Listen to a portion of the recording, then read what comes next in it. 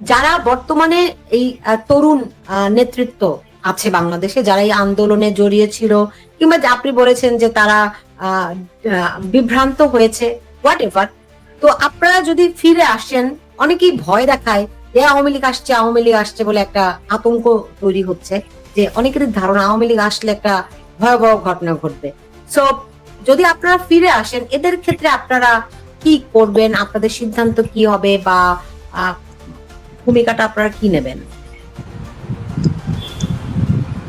এখন আওয়ামী লীগ ফিরে গেলে সেটা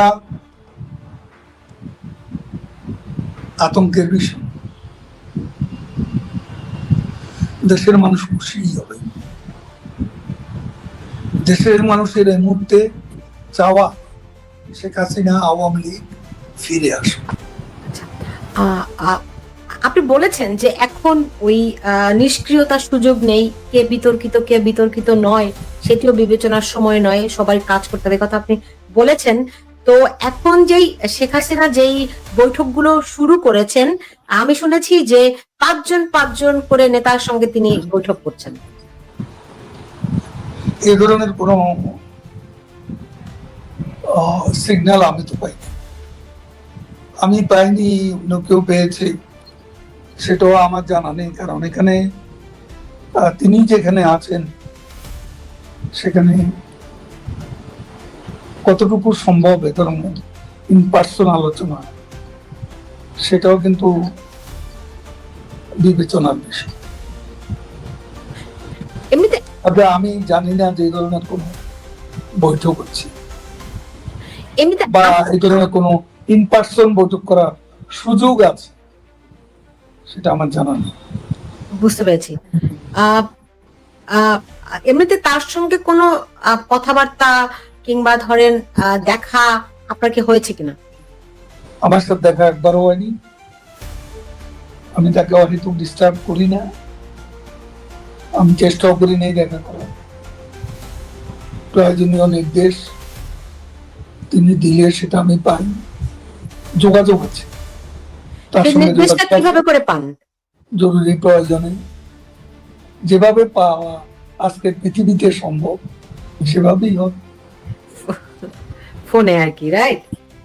এই তথ্য প্রযুক্তির যুগে আপনি প্রশ্ন করছেন। না, তারপরও আপনি জানেন যে প্রধান উপদেষ্টা ডক্টর মোহাম্মদ ইউনূস তিনি প্লেনে উড়ে গিয়ে লন্ডনে গিয়ে তারেক রহমানের সঙ্গে বৈঠক করেছেন, নিশ্চয়ই তারও কিছু মজেদা তো আছে নাকি? সেটা বৈঠক তো বিএনপির তো লক্ষ্য হচ্ছে অনতি বিলম্বে একটা নির্বাচন।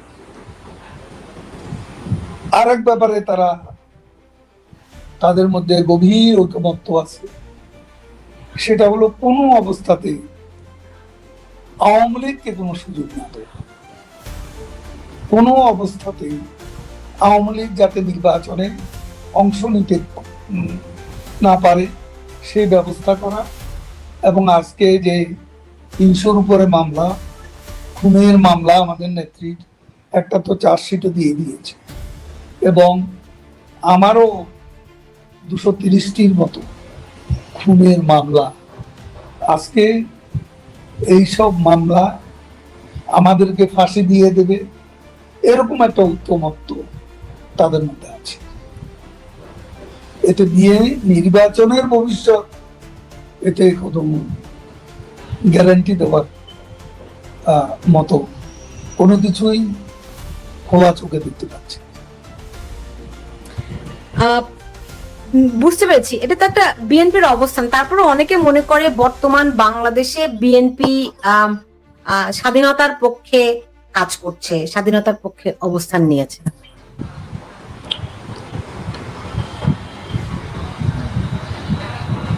সেটা সেখানে একটা দ্বিচারিতা স্পষ্ট। স্বাধীনতা ৭১ নিয়ে মতভিন্নতা আছে, তারপরে ৭১-এর চেতনাটা শেষ পর্যন্ত তারা যদি ধারণ করে সেটা দেশের জন্য শুভ। আর তারা তো ধরেন বঙ্গবন্ধু 32 নম্বরের বাড়ি ভেঙে দেওয়ার বিষয়ে মির্জা ফখরুল ইসলাম আলমগীর স্পষ্টতই অবস্থান নিয়েছেন, দুঃখ প্রকাশ করেছেন, প্রতিবাদ জানিয়েছেন। আমরা মির্জা আব্বাসের মুখেও 71-এর কথা শুনেছি। আমরা আমরা অনেকের বিএনপির পক্ষ থেকে কিন্তু ধরেন রাষ্ট্রপতিকে অপসারণ করতে চেয়েছিল বিএনপি, সেটি এক প্রকার ঠেকিয়ে দিয়েছে। ফলে তাদেরকে কি আপনারা কোনো কৃতিত্ব দিবেন না? এটা সময় বিচার করবে, সে সময়টা এখনো আসে। বুঝতে পেরেছি। এমনিতে আওয়ামী লীগ নিজের ভিতরে কতটুকু সুসংগঠিত আছে? আপনি জানেন যে তাজউদ্দিন আহমেদের পরিবারকে দিয়ে আওয়ামী লীগকে একটা রিফাইন্ড আওয়ামী লীগ করার কথাবার্তা শোনা যাচ্ছে। এ ধরনের ঘটনা যদি ঘটে কিংবা দেখা গেলে আপনারা কি ভূমিকা নেবেন? আওয়ামী লীগকে নিয়ে এই ধরনের নাটক অতীতে অনেকবার হয়েছে, তাতে আওয়ামী লীগের কোনো ক্ষতি নেই। আওয়ামী লীগ তার ঐতিহ্যবাহী, তার যে গৌরবের ইতিহাস, সেই গৌরবের ইতিহাস, মুক্তিযুদ্ধের চেতনাকে, স্বাধীনতার সুফলকে ধারণ করে আওয়ামী লীগ এক এবং অভিন্ন হয়ে আছে। তাজউদ্দিন সাহেবের প্রসঙ্গ আনছেন। তাজউদ্দিন সাহেব জীবনের শেষ দিন পর্যন্ত আওয়ামী লীগ ছাড়েন। তিনি আওয়ামী লীগ করেই আওয়ামী লীগের নেতা হিসেবে জেলের অভ্যন্তরে অন্য আরো 3 জন, সৈয়দ নজরুল ইসলাম, তাজউদ্দিন, সৈয়দ নজরুল ইসলাম, মনসুর আলী সাহেব, কামরুজ্জামান সাহেব, তারা সব একসঙ্গে তাদেরকে খুন করা হয়েছে। তাজউদ্দিন সাহেবের ফ্যামিলি, সিমিন হোসেন ডেমি আমাদের কেন্দ্রীয় নির্বাহী কমিটিতে আছে, প্রেসিডিয়ামের সদস্য। তো অন্য কেউ তো রাজনীতির ধারায় এটা তাদের কখনো দেখা যায়নি।